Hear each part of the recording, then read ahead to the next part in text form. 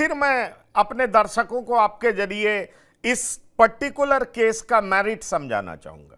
कहा जा रहा है इसको cold and he fainted due to suffocation. Suffocation का मतलब है कि उसको प्रॉपर ऑक्सीजन नहीं मिला। अब जितना मेरा ज्ञान है, आप तो स्पेशलिस्ट हैं, कहा जाता है ब्रेन को ग्लूकोज चाहिए, और ग्लूकोज कैसे मिलेगा? तो कार्बोहाइड्रेट से। आप कार्बोहाइड्रेट खाएंगे नहीं तो ब्रेन को ग्लूकोज मिलेगा नहीं। मास्टर ऑर्गन गड़बड़ होगा तो आपके सारे ऑर्गन्स गड़बड़ होंगे। दूसरी बड़ी बात यह है कि ब्लड में ग्लूकोज होगा ही नहीं तो क्या होगा? ब्लड फ्लो करेगा नहीं, और ब्लड फ्लो नहीं करेगा तो ऑक्सीजन उसमें नहीं होगा, और ऑक्सीजन नहीं होगा तो हेमोग्लोबिन और ऑक्सीजन का हेमोक्सोग्लोबिन बनेगा नहीं। मतलब आपको सफोकेशन होगा ही होगा और आपकी स्थिति खराब होगी होगी। क्या ये वजह रही होगी या और भी वजह हो सकता है? मैं चाहूंगा हमारे दर्शकों को बताएं, क्योंकि मैं भी देखा हूं कई लोग कहते हैं कार्ब खाना छोड़ दो। कार्बोहाइड्रेट नहीं बोलते आजकल, कार्ब बोला जाता है। पर यह बताना बहुत जरूरी है कि एक सर्टेन अमाउंट ऑफ कार्ब भी जरूरी है, नहीं तो आपकी हालत बहुत खतरनाक हो सकती है। बिल्कुल सही कहा। एक सर्टेन अमाउंट ऑफ कार्ब जरूरी है, सर्टेन अमाउंट ऑफ फैट भी जरूरी है, और प्रोटीन भी जरूरी है। इस केस में डेफिनेटली कॉज ऑफ डेथ क्या हुआ, ये तो ऑटोप्सी का एक मामला है, परंतु इसमें हम अगर कयास लगाएं कि क्या क्या हो सकता है, जैसे कि बताया जा रहा है कि सफोकेशन से डेथ हुई। आपने बिल्कुल सही कहा। ब्रेन हमारी बॉडी का एक ऐसा ऑर्गन है जो केवल ग्लूकोज यूटिलाइज करता है। हमारे बॉडी के बाकी ऑर्गन जो है ग्लूकोज यूटिलाइज कर सकते हैं, प्रोटीन यूटिलाइज कर सकते हैं, फैट यूटिलाइज कर सकते हैं। केवल ब्रेन ऐसा ऑर्गन है जो केवल और केवल ग्लूकोज से चलता है। ब्रेन को अगर ग्लूकोज नहीं मिलेगा तो ब्रेन डाउन हो जाएगा। यानी कि मास्टर ऑर्गन, जैसा आपने कहा, ब्रेन पूरे शरीर को चलाता है। अगर ब्रेन को ऑक्सीजन नहीं मिलेगा, ग्लूकोज नहीं मिलेगा, तो डेफिनेटली फेंटनेस हो सकती है, सिंकप भी हो सकता है, कोमा में जा सकते हैं। और ग्लूकोज हमें मिलता है मेनली कार्बोहाइड्रेट से। प्रोटीन और फैट से भी ग्लूकोज मिलता है अगर हमारी बॉडी में कार्बोहाइड्रेट नहीं है तो। परंतु अगर हम कार्बोहाइड्रेट नहीं खा रहे हैं लंबे समय से, तो जो ग्लूकोज की डेफिशिएंसी प्रोटीन और फैट से मिलनी है, उसके साथ में कीटोन प्रोड्यूस होते हैं। यानी कि अगर हमें ब्रेन को ग्लूकोज देना जरूरी है, उसके लिए बॉडी का जो फैट और प्रोटीन डिग्रेड होगा, यानी कि कैटाबोलाइज होगा। वो प्रोटीन टूटेगा, फैट टूटेगा, उससे जो ग्लूकोज बनेगा उसके साथ में बनेगा कीटोन।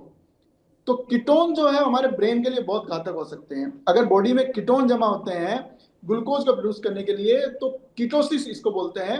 लॉन्ग टर्म से जो स्टारवेशन जैसी एक स्थिति बन गई है इस बच्चे में, इसको बोलते हैं स्टारवेशन कीटोसिस।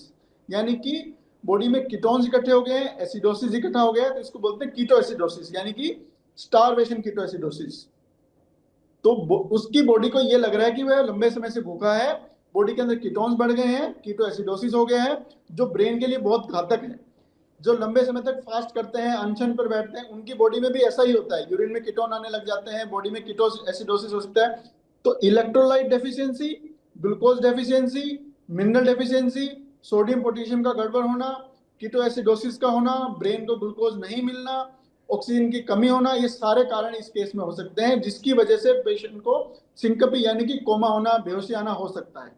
और अगर ग्लूकोज की डेफिशिएंसी होगी और अनअटेंडेड बहुत लंबे समय तक पेशेंट रह जाता है, तो ये डेथ का कारण बन सकता है। बाकी इस केस में डेफिनेटली क्या कारण है, ये ऑटोप्सी का मामला है। चलिए, मैं वही समझना चाहता हूं पॉसिबल रीजंस, क्योंकि कहा जा रहा कोल्ड होता था, उसको ठंड लगती थी, और फिर जिस दिन वो बेचारा मौत के मुंह में समा गया उस दिन उसको सफोकेशन हुआ।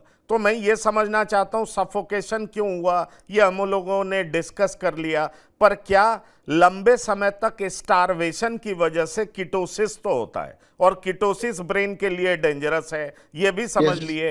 पर आप ये बताएं कि कोल्ड क्यों फील हो रहा था उसको? ऐसे लोगों को कोल्ड क्यों फील होता है? हमारी बॉडी को, हम वार्म ब्लडेड एनिमल्स हैं। अगर हम ठंडे समय में रहते हैं तो हमारी बॉडी हीट प्रोड्यूस करती है ताकि हम ठंड से लड़ सकें। अगर हम गर्मी में होते हैं तो हमारी बॉडी स्वेट प्रोड्यूस करती है ताकि हमारी बॉडी ठंडी रह सके। तो हमारी बॉडी का जो टेम्परेचर है वो 37 पे मेंटेन करना है। यानी कि अगर हमारी बॉडी ठंडे समय में है तो हमारी बॉडी हीट प्रोड्यूस करती है, और हीट प्रोड्यूस करने के लिए हमें आवश्यकता होती है ग्लूकोज की। अगर बॉडी को एनर्जी नहीं मिलेगी तो हीट प्रोड्यूस नहीं होगी। अगर पेशेंट को यानी बच्चे को ठंड लग रही है, कोल्ड लग रहा है, यानी कि उसकी बॉडी को एनर्जी नहीं मिल पा रही है, क्योंकि वह एनर्जी नहीं ले रहा है। अगर वो केवल जूस पे है जिसके अंदर लिक्विड है, कुछ विटामिन है, कार्बोहाइड्रेट की कमी है, प्रोटीन नहीं है, फैट नहीं है, यानी कि बॉडी को एनर्जी हीट प्रोड्यूस करने के लिए कच्चा माल नहीं मिल रहा है, ग्लूकोज नहीं मिल रहा है, तो बॉडी के अंदर एक कोल्ड की स्थिति पैदा हो गई है, उसकी बॉडी हीट प्रोड्यूस नहीं कर पा रही है, तो बॉडी का ब्लड प्रेशर डाउन हो जाता है, ऑक्सीजन कैरिंग कैपेसिटी जो ब्लड की है वो कम हो गई है, इसलिए उसको सफोकेशन, जैसे उसने सॉलिड खाना स्टार्ट किया, बॉडी टॉलरेट नहीं कर पाई उसको, that might lead to suffocation, यानी कि सफोकेशन मीन्स सांस नहीं आना। जब ऑक्सीजन ब्रेन को नहीं पहुंचती है, ऑक्सीजन हार्ट में नहीं पहुंचती है, तो बॉडी को सफोकेशन फील होता है। जब बॉडी को एनर्जी नहीं प्रोड्यूस हो पा रही है और ऑक्सीजन कैरिंग कैपेसिटी कम हो गई है, तो ही इज फीलिंग सफोकेशन।